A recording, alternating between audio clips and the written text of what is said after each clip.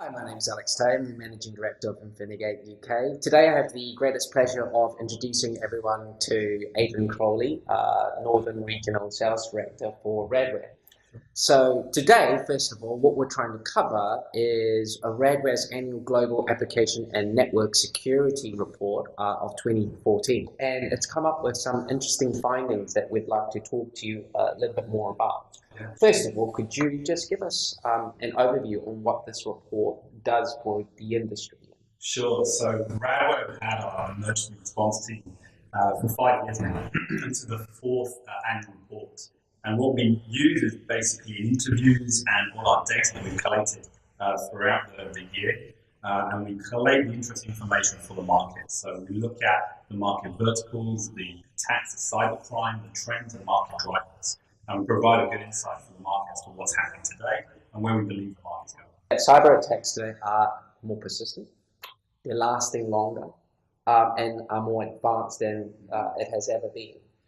Is this because these attacks are getting more complex, or is the defense mechanisms that companies out there are deploying just not up to speed anymore, getting old? Yeah, it's a little bit of both, actually, I'll be honest, but we are finding that it's a lot easier now to attack. The tools out there are very easy to get hold of. You can download them on a mobile phone. You can utilize multiple different ways of gaining access to these tools. There are even websites that allow you to actually buy these tools, these bots, as we call them, for something like $50. So the capability to actually attack is made it very easy. It's lowered the bar. And what we're seeing is, you're right, the technology to defend against the complex nature is not being deployed as quickly as it needs to be.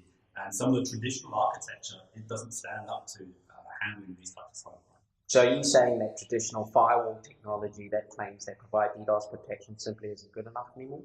There's a lot of firewall vendors we work with alongside as well, but we'll often sit in front of that architecture to protect that architecture. We still see firewalls as either the second or third area of failure under a cyber attack. Right, okay. And where are these attacks really coming from? Yeah, it's very interesting. So in our report, we show that about 70% of the time these attacks happen, people don't know why they're being attacked. I have a personal opinion. It's not 70%, but there is still a very large degree of unknown. Okay? What we do see, though, is other areas. So the hacktivists, the political, geopolitical people there, they're still number one. You'll see them and they make a very big noise about it. Then you're seeing the competition. So our customers' competition using tools to actually deny revenue or productivity to our clients. And then you've still got the extortion. So that's sort of a big area where we're seeing threats being made and money demanded, otherwise attacks will happen. Some of the new trends you're seeing out there, we've had a lot of people talk about cloud services, SDN services, the Internet of Things. These are kind of disruptive to information security, as highlighted in your report. How do you propose organizations leverage these new emerging technologies to provide a secure environment?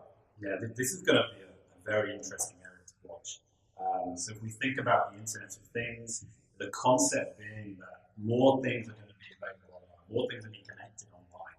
So the traditional architecture looks at defending potentially at the edge, defending maybe endpoint security.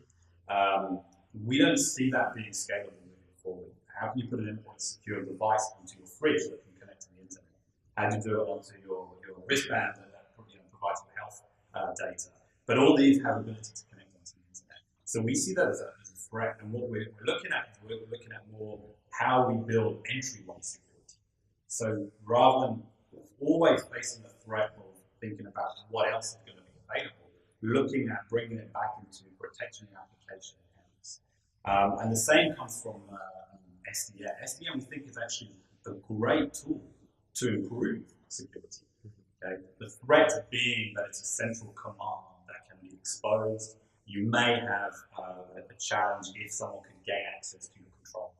However, having said that, you also have a great capability with an SDN fabric to deploy security all over your architecture and be able to control it in a very dynamic So we work very heavily in that space, both with the OpenStack, the open architectures, and also with other HP and Cisco for their specific environments as well.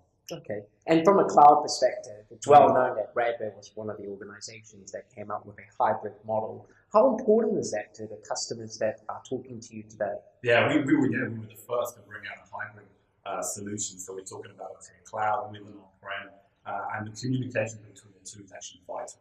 And what we saw last year was about 30% of the people actually took up the hybrid approach. We believe it'll be about 50% this year.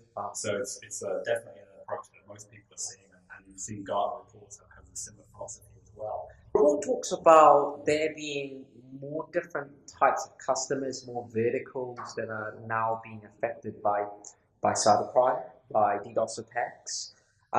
It talks about gaming, government, ISPs, MSPs, cloud service providers as prime targets for these types of attacks. Could you tell us a little bit more about that? Yeah, we do keep a very close eye on the verticals.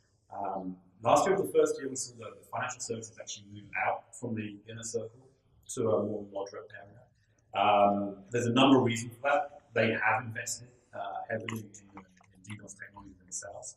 But on top of that, what we saw some large campaigns that actually moved away from focusing on finance and moved into different areas. And one of the areas has been service providers.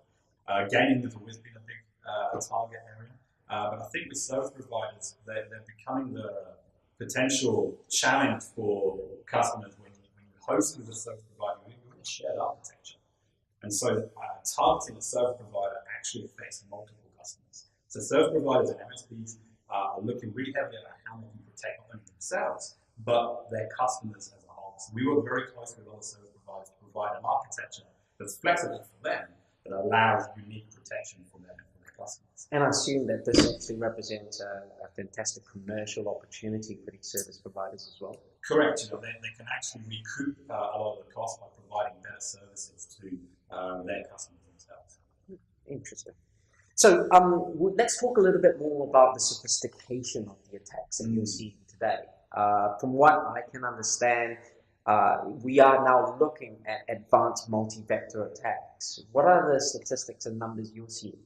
So we still see, it's a great question, because this is where we see the big challenge moving forward for 2015. We still saw last year that 50% of the attacks were not network attacks, but application level attacks. Okay. These attacks are designed, as I say, not to necessarily just flood the network, to flood your devices to stop the intrusion, but actually to go after maybe data or to take down applications themselves. And these are very crippling, very difficult to identify. A lot of technologies out there will have a very high degree of false positives when they're trying to look for these type of application level attacks. Because how do you differentiate between a real user and a headless browser, okay, that has the ability to fake and change on the fly as well? So these tools that are being created from an attacker's point of view are so sophisticated they look like real users. So this is the cat and mouse. But the sophistication will increase. We expect this to happen drastically this year, and we expect the cat and mouse game to continue for some time. Fantastic. On behalf of our readership and our audience, I'd like to thank you very much for your insight, Adrian. Great. Thank you very much. Thanks, guys.